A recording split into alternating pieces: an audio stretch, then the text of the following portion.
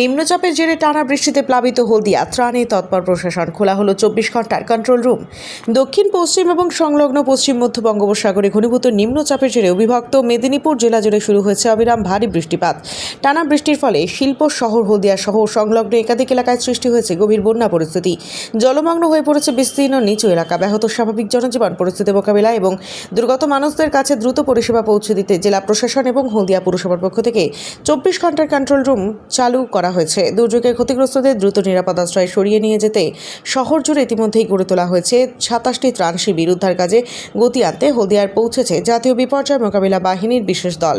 বন্যা পরিস্থিতি সরেজমিনে খতিয়ে দেখতে দ্রুত হলদিয়া পরিদর্শনে আসছেন রাজ্যের নগর উন্নয়ন মন্ত্রী অগ্নিমিত্রা পাল। দুর্গত মানুষদের যে কোনো জরুরি প্রয়োজনে বা সহায়তার জন্য নিচের কন্ট্রোল রুম নাম্বারগুলোতে যোগাযোগ করার অনুরোধ জানানো হয়েছে। হলদিয়া পৌরসভা কন্ট্রোল রুম 7908521200, পূর্ব মেদিনীপুর জেলা কন্ট্রোল রুম 032282622728। প্রশাসনের তরফ থেকে জানানো হয়েছে দুর্যোগ মোকাবিলায় সব ধরনের প্রস্তুতি গ্রহণ করা হয়েছে। প্রতিটি ত্রাণ শিবিরে পর্যাপ্ত খাদ্য, পানীয় জল এবং চিকিৎসার ব্যবস্থা রাখা হয়েছে।